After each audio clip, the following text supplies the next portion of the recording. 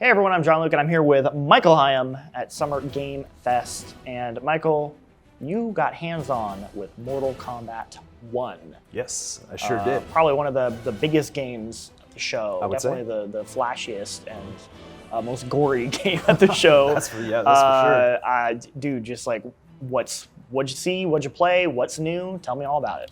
Okay, so Mortal Kombat 1, there's actually a lot that's different from MK11. I think one of the initial impressions from the trailer that you saw during the showcase was that, oh, it looks very similar to MK11. Then they showed you the Kameo characters, Right. which are assists that you can summon into the match. And they're all based on older versions or like the original versions of those characters. Yeah. But they kind of, they changed up the formula a little bit because they can either, depending on who it is, they can break you out of a combo. So they have combo breakers in this game.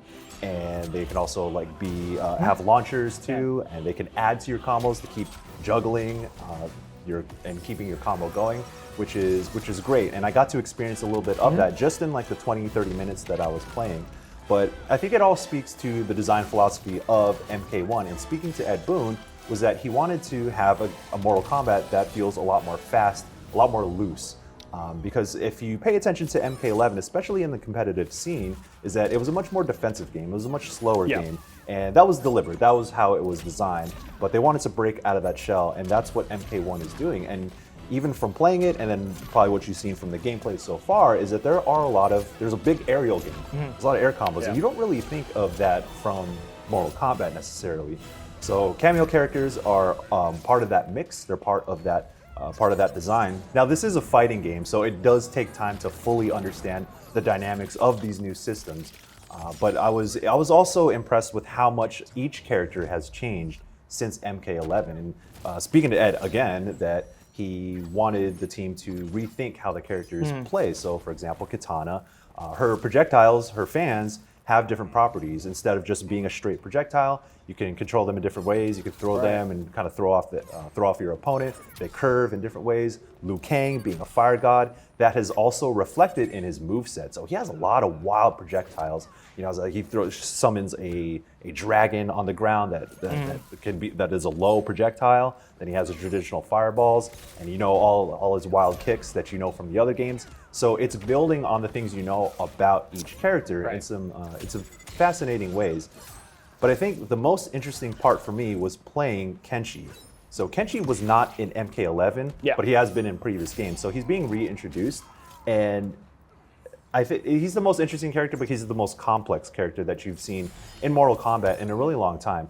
And so I asked Ed Boon about it, and he mentioned that Mortal Kombat has always banked on being one of the more simple fighters. It's easier to execute certain moves. So it's not like you're doing double quarter circles or doing these wild air combos with jump cancels and all that. So Kenshi is a lot more of a technical character. He's a little bit more complex than what you may remember from previous Mortal Kombat games. And that's because he is mostly a puppet character. So he can summon a spirit that you can control separately and can like have at the same time. So it adds this extra layer that I think is going to be really interesting, and I'm curious how it's going to play out in the meta. Even from just my experience so far, my brief time playing as Kenshi, I was already figuring out ways to summon him, and he can kind of act like a projectile because you can summon him from the top of the screen to do a high attack, or you can move him so his spirit is behind your opponent while you're attacking from the front.